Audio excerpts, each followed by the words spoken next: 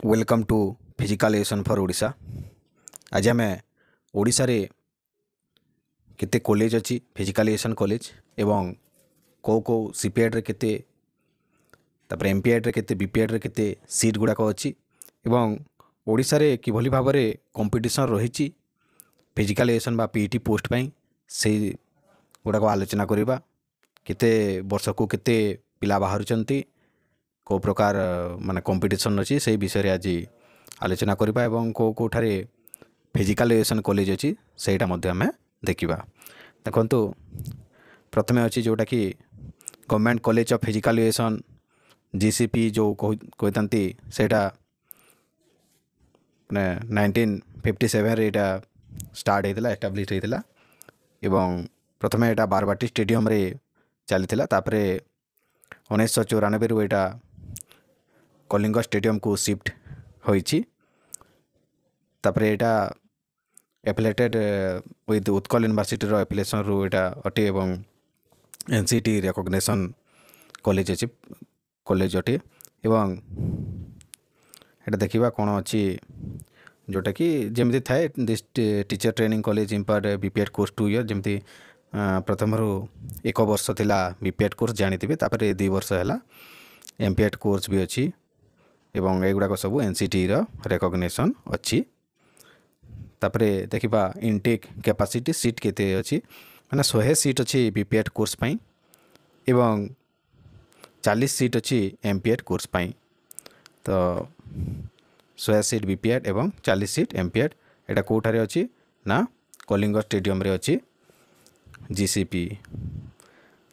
तापरे अच्छी बीसीपी जोटा कि Baliapal college of physical education एटा फकीर मोहन यूनिवर्सिटी रो एफिलेटेड एवं बीपीएड अच्छी एमपीएड अच्छी तापरे सीपीएड बा डीपीएड कोर्स सीपीएड रो एटा जो सीपीएड लिखा हो एटा माने तार रिस्ट्रक्चर है कि एटा डीपीएड हो गलानी वर्तमान एवं एटा देखंतो आमे देखिबा केते सीट अच्छी बालियापाल कॉलेज रे जोटा कि बालेश्वर रे अच्छी जानिथिबे एवं से सीपीएड अच्छी एतरे जानते 2 वर्ष यार कोर्स ड्यूरेशन थाए एवं सीट स्ट्रेंथ होची 50 सीट अच्छी सीपीएड पाई एवं तापर एटा certificate in physical education course physical education taken subject during primary secondary education एगुड़ा सब जानते सीपीएड कोर्स कौन क्वालिफिकेशन दरकार।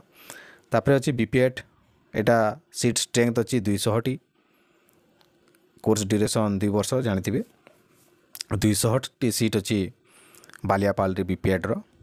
तापर एमपीएड रो अच्छी 80 गोटी सीट अच्छी एमपीएड पे एटा भी तार ड्यूरेशन अच्छी 2 वर्ष एटा भी एनसीटी रो रिकॉग्निशन हेची।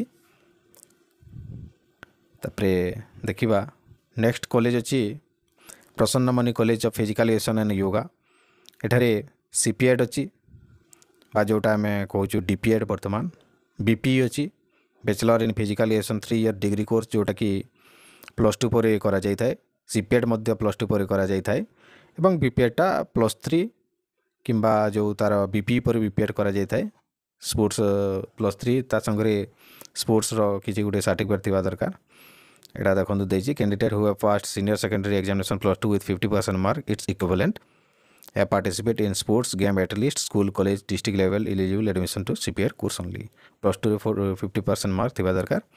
तापरे the reservation of SC ST OBC candidate 5% reservation SC ST पई रहिता है।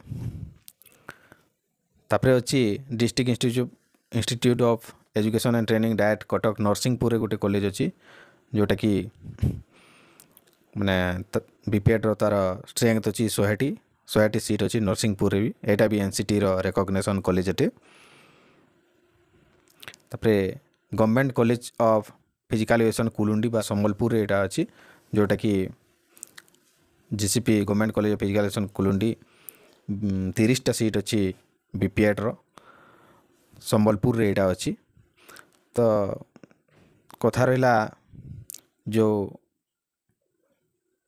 बीपीएड सीपीएड तापरे एमपीएड ए कॉलेज तो अच्छी तापरे माने कौन अच्छी वर्तमान कोर्स करवा किसी बड़ कथा नुहे किंतु जो जगार भी जे ट्रेनिंग करने को जाऊँगी भल कि ट्रेनिंग करवा दरकार कारण वर्तमान बहुत कंपटीशन है एवं जार से प्रैक्टिकल नॉलेज नथिबो से एग्जाम क्लियर करवा कठिन अटे तेणु जे जोटी भी कोर्स करुच्ची भल कि करवा दरकार।